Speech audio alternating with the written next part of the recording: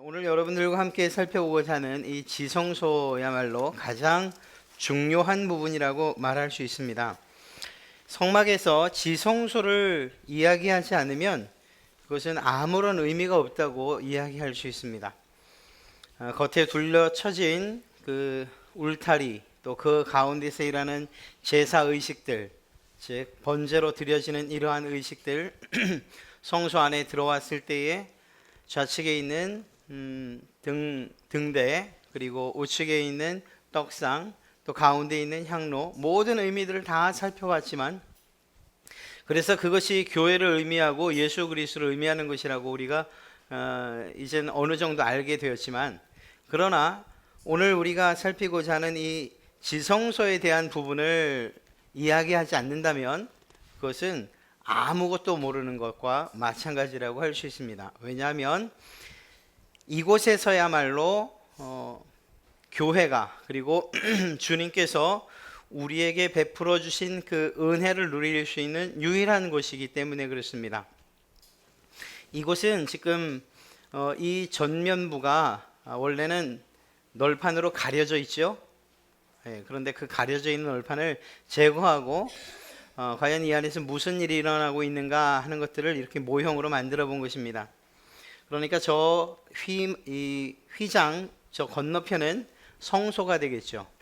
10m가 되는 공간, 폭 5m 공간, 높이 5m의 성소가 있고, 그곳에서 이제 이 안으로 들어오면 지극히 거룩한 곳이라는 그러한 의미의 지성소를 보게 됩니다. 이곳이 5m, 5m, 5m의 공간이에요.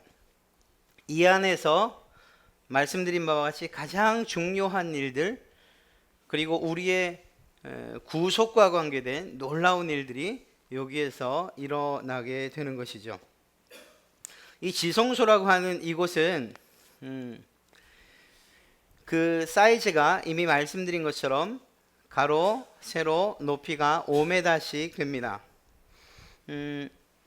그런 면에서 이 한정된 공간 안에서 정말 하나님께서 어떤 은혜를 베푸시는가, 또 이곳 가운데에서 하나님이 무엇을 원하시는가 하는 것들을 이제 살펴보게 될 것이고, 그것을 통해서 우리는 은혜를 누리게 될 것입니다.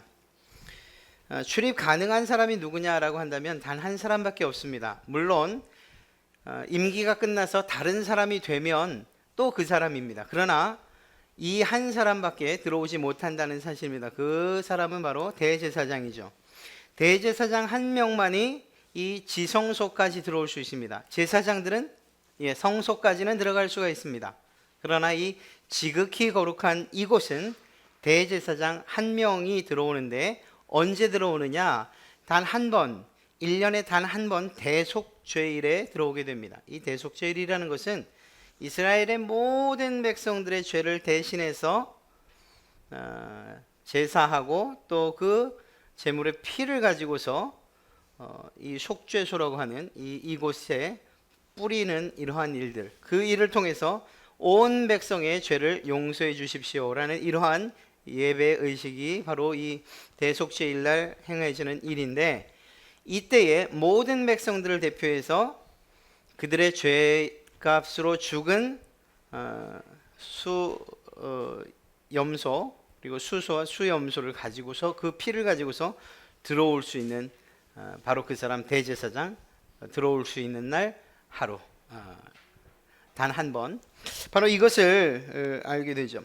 이 지성소 안에는 여러 가지 기구들이 있습니다만, 앞서 본 이 성소 안의 기구들처럼 여러 가지는 아닙니다. 여기는 여러분들도 살펴보면 알지만 단 한 가지밖에 없습니다.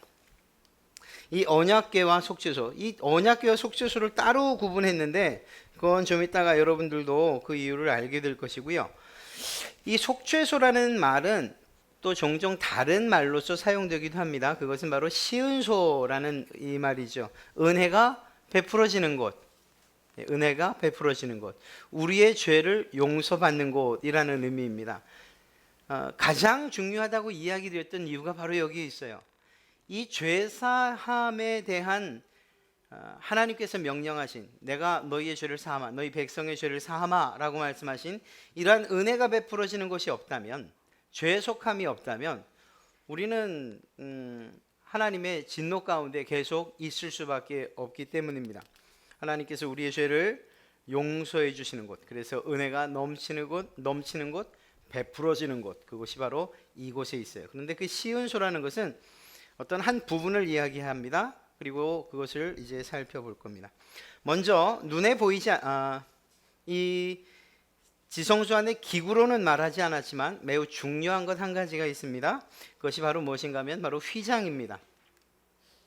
이것은 성소에서 바라본 거죠. 우리가 지난주 살폈던 왼쪽에 등대, 오른쪽에 진설병을 얹는 떡상, 그리고 가운데 향로에서는 항상 향이 피워져서 올라가야 되고요. 그리고 바로 이 천사 그룹을 새겨 놓은 이 휘장을 먼저 좀 살펴봐야 합니다.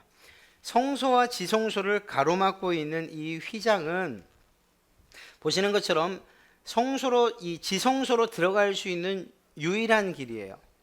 그리고 그 모양은 아마도 완전히 이렇다라고 말할 수는 없지만 추정하여 만든 대로 한다면 이렇게 천사들의 모습을 그룹의 모습을 새겨놓은 것을 보게 되죠. 그런데 이 휘장이라는 것이 우리가 생각하는 것처럼 이렇게 하늘하늘한 커튼이 아닙니다.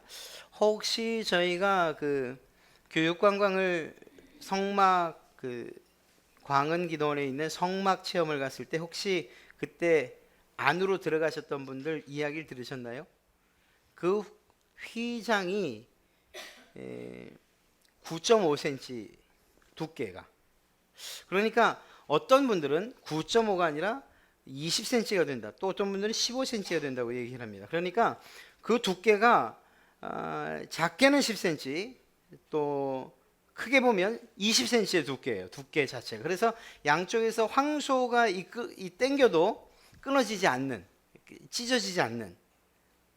예수님이 돌아가신 이후에 그 휘장이 찢어졌지 않습니까? 그 찢어진 휘장을 꼬매기 위해서 제사장 300명이 달려들어서, 물론 이거는 사실인지까지는 모르겠어요. 전해지는 이야기에 의하면 제사장 300명이 달려들어서 그것을 꼬매려고 했는데 해놓으면 또 찢어지고 할 수밖에 없었다는. 그 사이즈는 아마 대략 5m가 되지 않겠습니까? 아까 봤던 그 방의 지성소의 크기가 그러니까 말입니다. 4가지 색상, 즉 청색과 자색, 홍색, 흰색 실로서 이것을 짰습니다. 두껍게 짜고, 그리고 그 위에 4가지 색상의 실로 짠 이후에 그 위에 천사 그룹을 수놓죠. 말씀드린 것처럼 두께가 10에서 대략 20cm에 가깝기 때문에 무게도 무게려니와 또 그것을 찢거나 하는 일들은 있을 수가 없는 일들인 거예요. 과연 이게 뭘 얘기할까요? 왜 그렇게 힘들게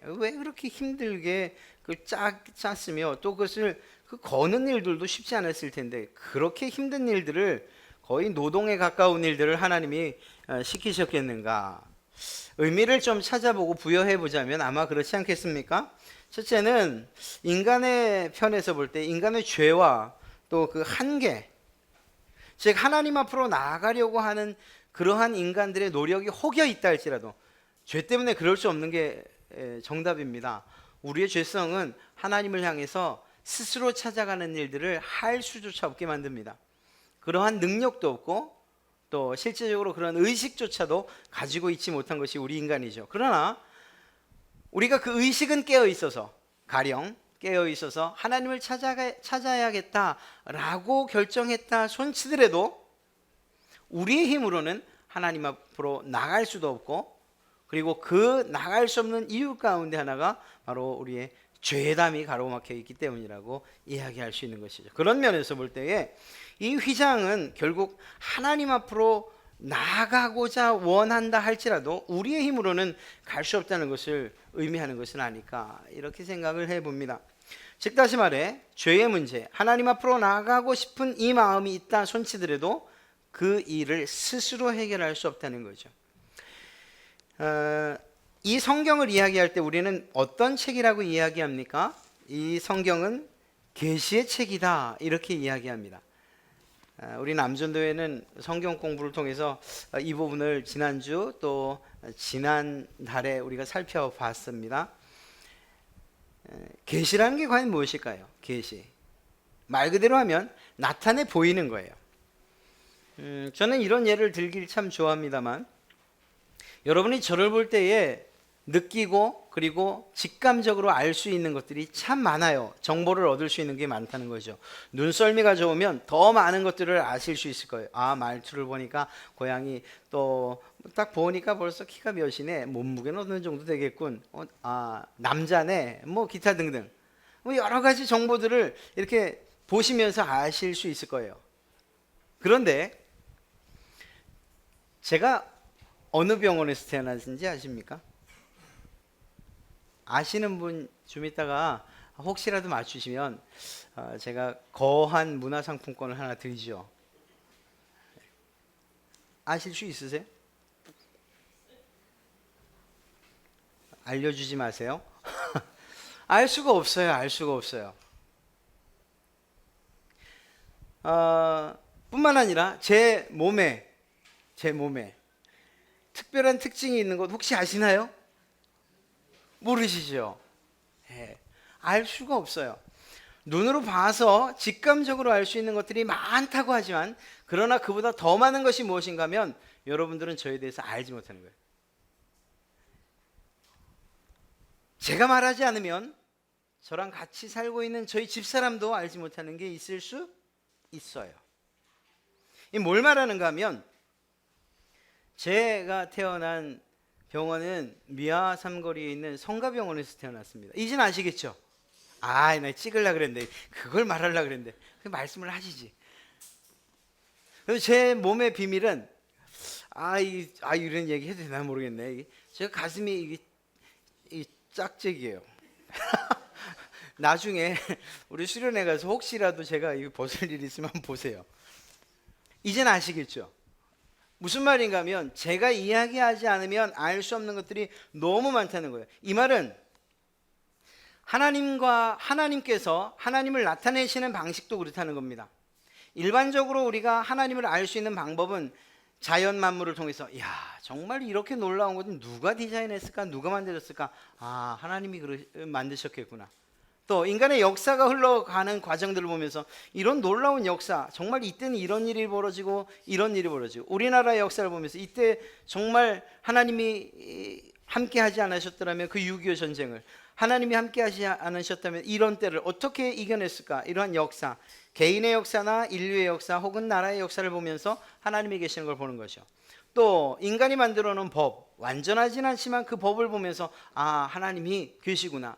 또 한 가지는 우리 가운데 주신 양심을 통해서 우리 스스로 선한 것들, 완전하진 않지만 선한 것들이 무엇인지 알아갈 수 있다는 겁니다.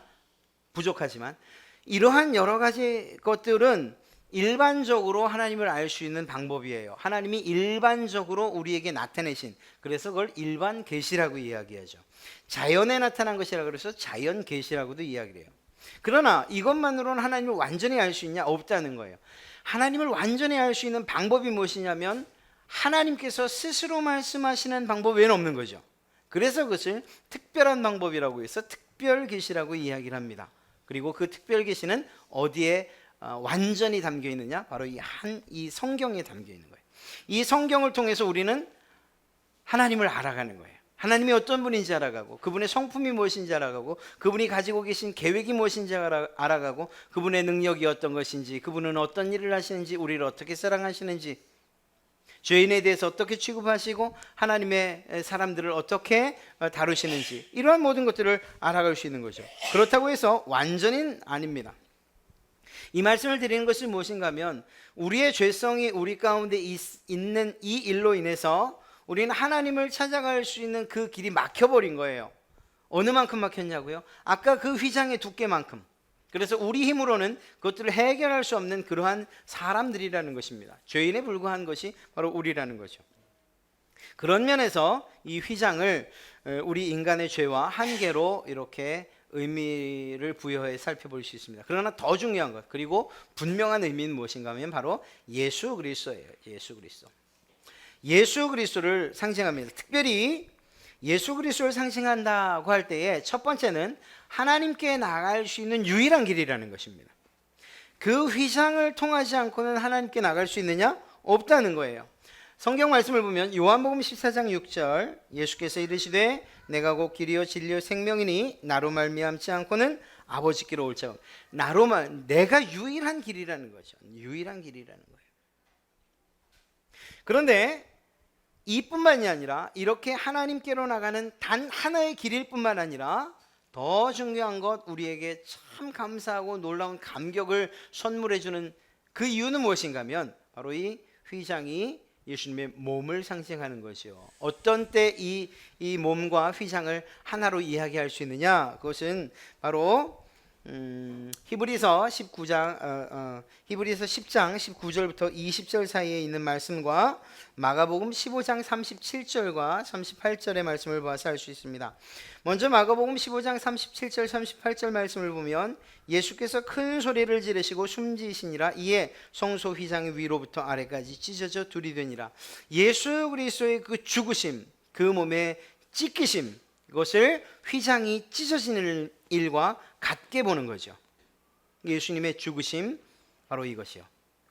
이것이 도대체 무엇을 의미하는가? 바로 히브리서에서 그것을 해석해 주고 있습니다. 10장 19절 20절 말씀에 그러므로 형제들아 우리가 예수의 피를 힘입어 성소에 들어갈 담력을 얻었나니 그 길은 우리를 위하여 휘장 가운데로 열어놓으신, 찢어진 휘장 가운데로 열어놓으신 새로운 살 길이요 휘장은 곧 그의 누구요? 예수 그리스도의 육체라, 이렇게 말하고 있어요. 그래서 이 예수님의 돌아가시는 사건과 함께 찢어진 그 휘장은 바로 찢기신 예수 그리스도, 그리고 그 찢겨진 사이로 난 하나님께로 나가는 길을 의미하는 거예요. 예수 그리스도께서 길이 되셨다는 의미가 바로 이것과 함께 이어지는 거예요. 이 둘을 같이 생각하면 예수 그리스도의 죽으심으로 말미암아 난 바로 그 길, 하나님께로 나가는 그 길에 누가 있느냐? 여러분과 제가 서 있는 거죠. 그래서 이 휘장을 생각하는 것만으로도 우리는 큰 은혜를 누리게 됩니다. 바로 이것은 하나님과의 화목을 의미하는 거죠. 하나님 그 휘장이 찢어지는 것을 통해서 하나님 앞으로 나가고 하나님과의 관계가 회복되어지는, 그래서 하나 되어지는 이 화목을 의미하는 것이라고 이야기할 수 있습니다. 바로 그 일을 누가 이루시느냐? 예수 그리스도가. 어떤 방식으로? 몸이 찢겨지시는 방식으로, 죽으심으로, 십자가 사건을 통하여 하나님과 우리 사이를 화목해 하셨다는 거죠.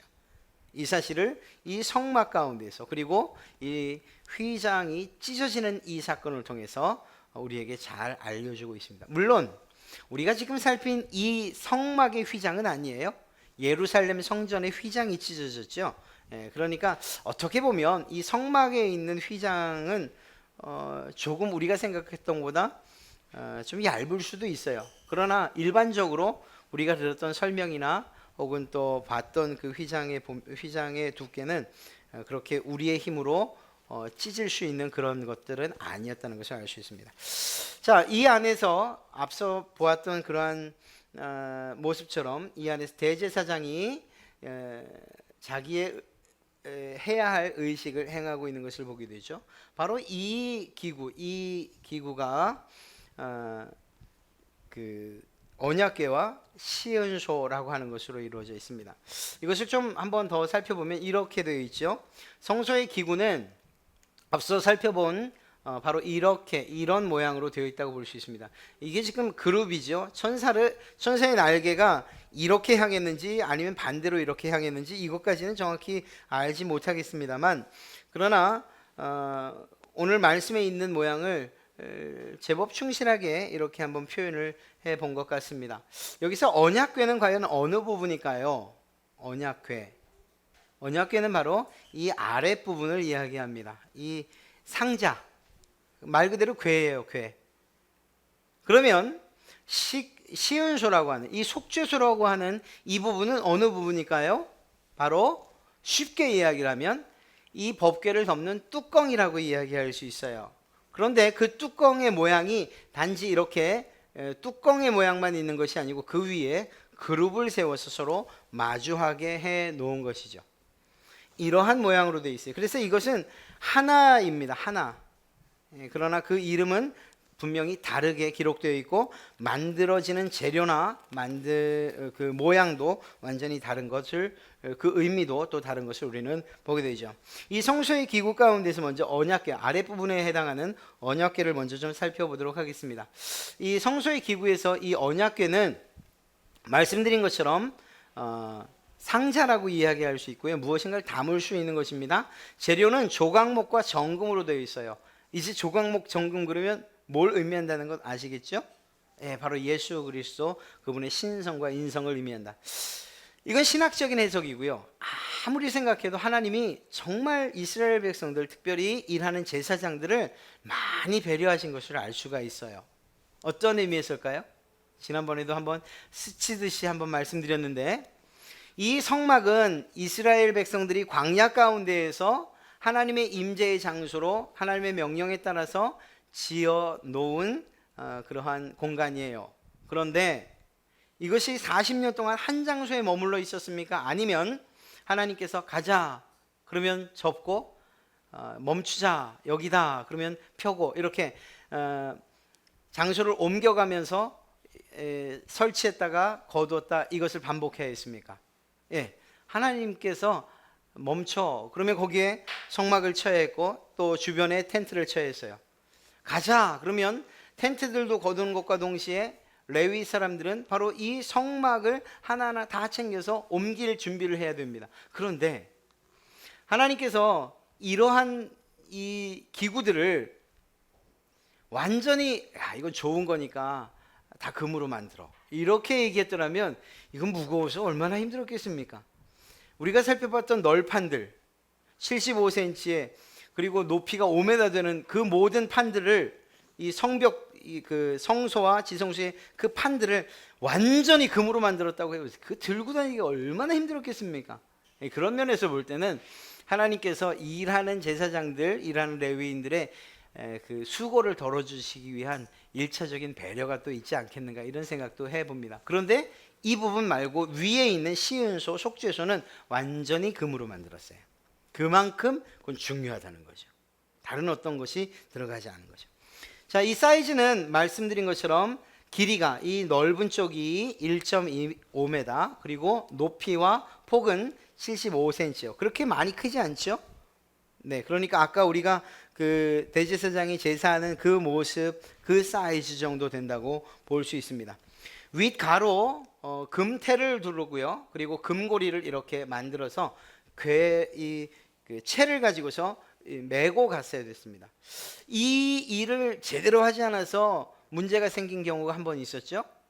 예, 다윗이 이 법궤를 이 다윗성으로 가지고 오려고 할 때에 다윗 생각에는 하나님의 법궤를 어떻게 아무렇게나 대할 수 있는가라는 생각에 정말 자기의 가장 극진한 대우를 하겠다고 해서 수레에다 실었어요.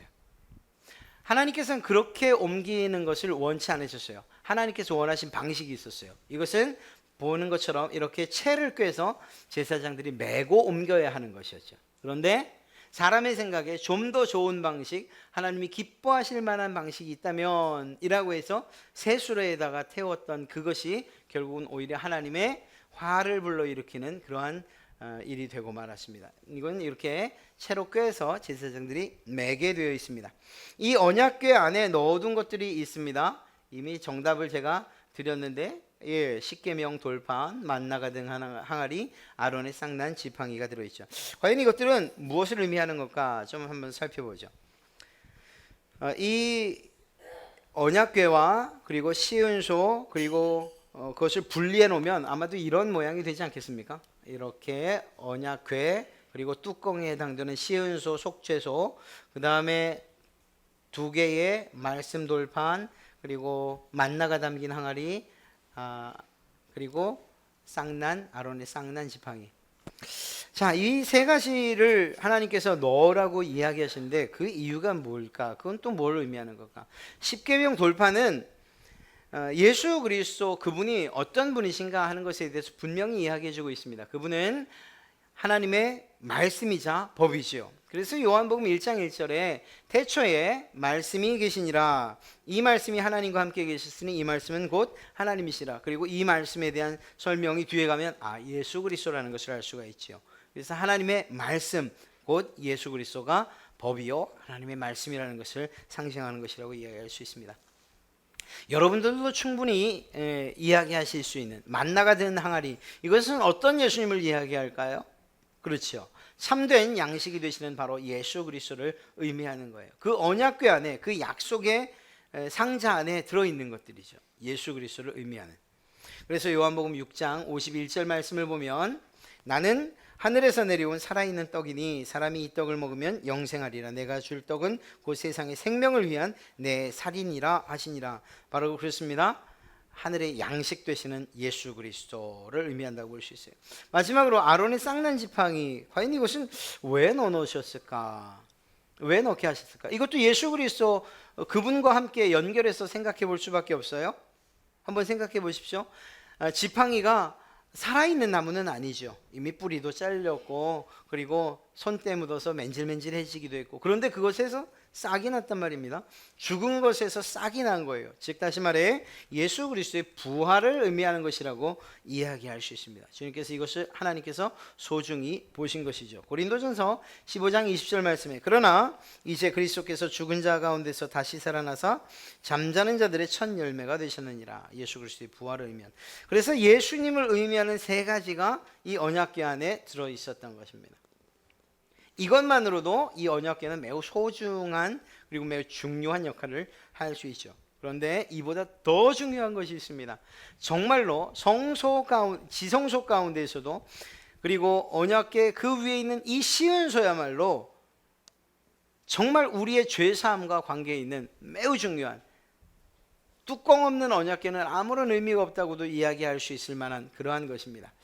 바로 이 성소의 기구 가운데에서 두 번째 속죄소, 언약의 뚜껑에, 언약궤의 뚜껑에 해당되는 것인데, 말씀드린 것처럼 이것은 완전히 금으로 만들었어요. 정금으로. 이게 무게가 좀 되겠죠. 그래서 무게가 되는 것을 어깨에 짊어지고 가게 했다는 것. 길이나 폭은 바로 이렇습니다. 그 길이는 1.25m, 폭은 75m. 근데 높이는 성경에 나와 있지 않아요. 그러니까 높이가 이만큼 높았을지 아니면 이보다 좀 낮았을지 이런 건 잘 모르겠어요. 하여튼 그 위에 두 천사가 얼굴을 맞대게끔 만들어 놨다는 것. 이것이 의미하는 것이 무엇입니까? 그것은 바로 죄인들 가운데 거하시는 이스라엘 백성들, 또 모든 죄인들 가운데 거하시는 하나님의 임재의 장소로서 하나님의 보좌를 의미하는 거예요. 그래서 이 시은소 가운데에 하나님의 임재를 상징하는 구름이 내려앉으면 그곳에서 머물러야 했고, 그 구름이 뜨면 그러면 그곳에서 옮겨야 했죠. 이것이 이스라엘 백성들의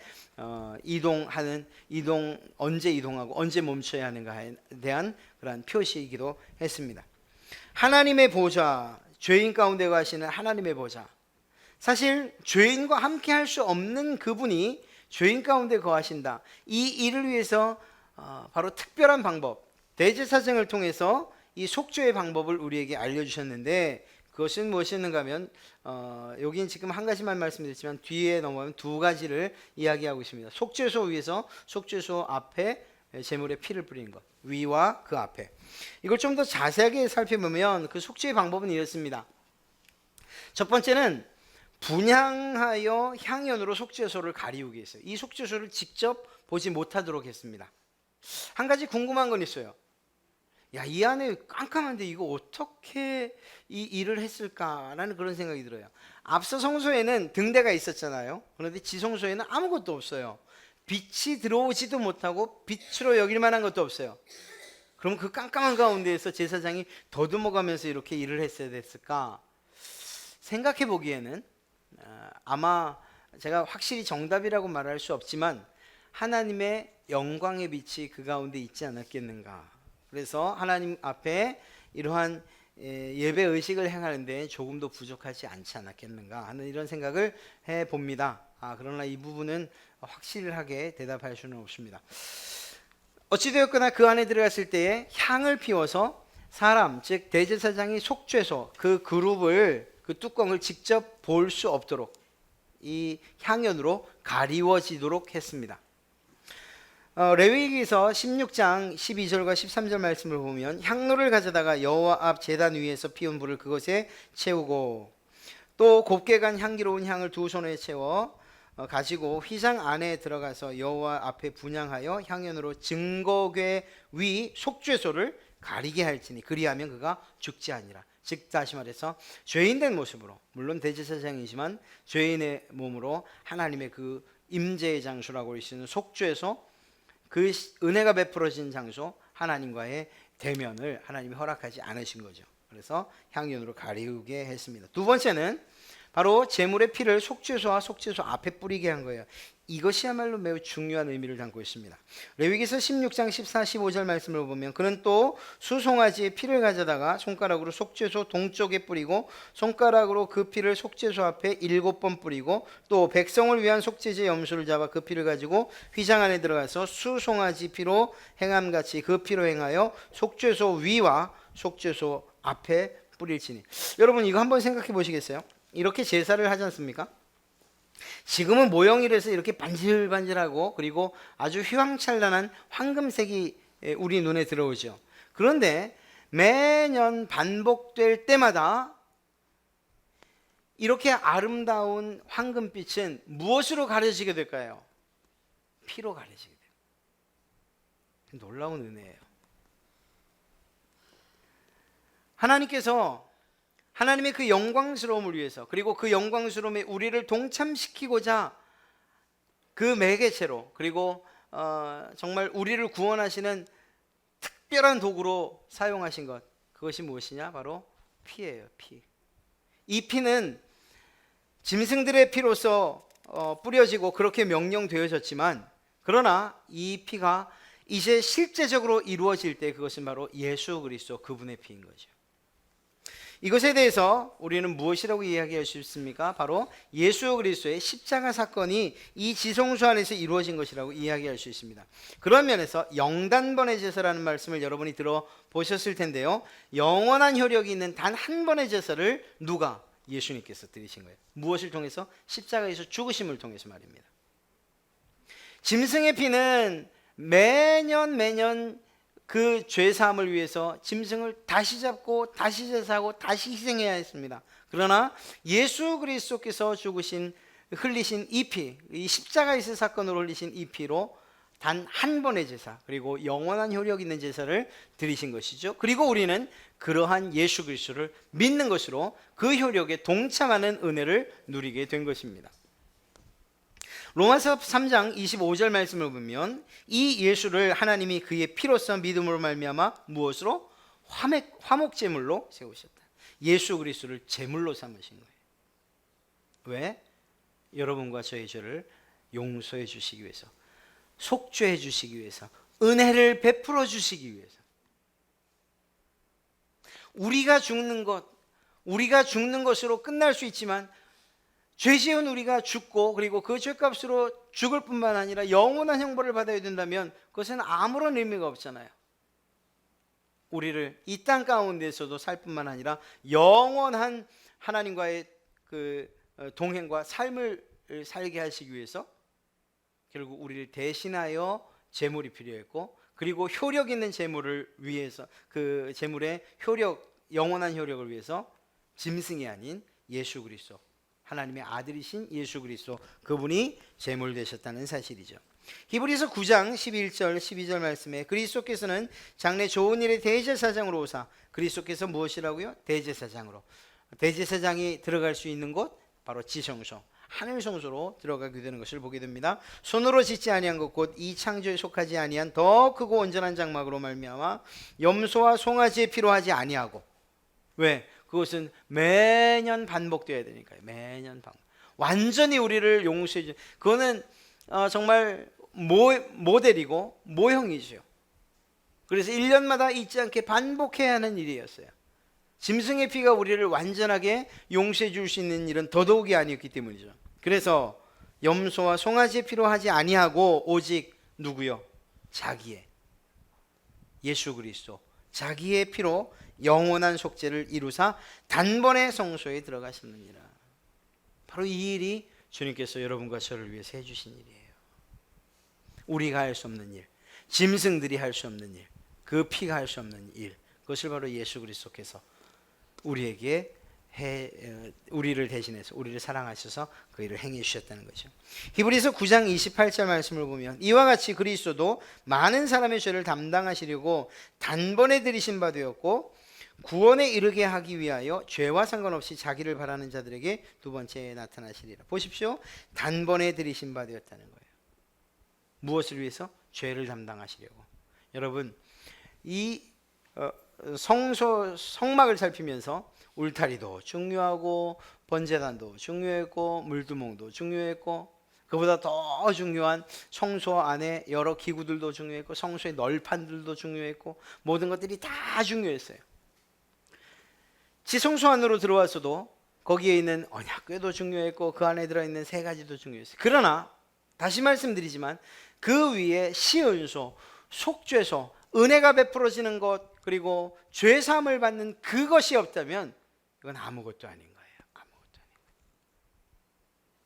사랑하는 성도 여러분, 우리가 교회 안에서 이러한 진리와 관계된 일들을 할 수 있어요. 그리고 그것이 우리에게 명령이 되어서 때로는 성도 간의 화목한 일들, 또 서로 간의 신앙을 격려하고 독려하는 이런 일들, 성경 공부도 있을 수 있고 모든 일들이 다 있을 수 있고, 더 나아가서 교회 안에서뿐만 아니라 교회 밖으로 우리의 눈을 돌려서 봉사하고 헌신하고 또 이웃을 위해서 어떤 일을 할 수 있어요. 또 그 지경을 넓혀서 선교 사역도 할 수 있고요. 모든 일들을 다 할 수 있어요. 모든 사람들이 손뼉 치는 일들을 할 수 있어요. 그러나 그 가운데에 우리의 죄사함과 관계된 일들에 대해서 우리가 전혀 신경을 쓰지 못한다고 한다면 그건 아무것도 아닌 게 되는 거예요. 이걸 좀 더 노골적으로 말씀드리면 우리가 교회 분위기나 혹은 어떤 신앙적인 그런 이벤트나 어떤 행사들을 통해서 교회가 연합되고 하나 되고 또 그리고 뭔가 굉장히 좋은 분위기들이 일어나고 행복을 누리고 한다 할지라도 개개인 성도 개개인이 하나님 앞에서 죄사함 받는 일들이 일어나지 않는 곳이라고 한다면 그 교회는 정말 이루어져야 될 일, 가장 중요한 것을 놓친 것이라고 이야기할 수 있는 것입니다. 마치 성막의 모든 것들이 다 구비되었지만 시은소, 언약궤의 뚜껑이 없는 것과 똑같은 거예요. 그런 면에서 이 부분은 우리의 성도 각자가 가장 중요하게 여기며 날마다 주님 앞에 우리의 죄 용서함을 위해서 나아가야 하는, 그리고 그렇게 모델로 삼아야 하고, 그리고 그 일에 예수 그리스도 그분께서 우리에게 베풀어 주신, 그 일을 위해서 베풀어 주신 은혜와 그분의 사랑을 날마다 감사하면서 나가야 되는 이유가 여기에 있는 것이죠. 사랑하는 성도 여러분, 성막 중요하죠. 그 안에서 죄사함이 있을 때에, 그리고 그것에 대한 정말 신비로운 비밀을 우리가 알 때, 그때 비로소 우리에게 누가 뭐라고 해도 영원한 정말 즐거움과 그리고 행복함으로 신앙할 수 있는 것이죠. 다른 여러 가지 일들이 우리를 기쁘게 했다 할지라도 그건 시간이 지나고 또 한번 관계가 이렇게 틀어지거나 그러면 언제든지 깨질 수 있는 일이에요. 언제든지 낙심할 수 있는 일이에요. 그것들이 아니고, 표면적인 것들이 아니고, 그보다 더 깊은 곳에서 근본적인 우리의 죄 사함을 위해서 하나님은 과연 우리에게 어떤 은혜를 베푸셨는가, 이것들을 살피는 것. 즉 다시 말해서 하나님의 속죄함이 우리를 용서하시고 사죄의 은총을 베푸시는 그 은혜가, 그리고 그 은혜를 베풀어 주시는 곳, 그것이 바로 교회구나. 그리고 그것이 바로 예수 그리스도 그분을 통해 이루어졌구나. 이 사실을 깨달을 수만 있다면 우리의 신앙이 좀처럼 흔들리지 않는 굳건한 신앙이 될 줄로 믿습니다.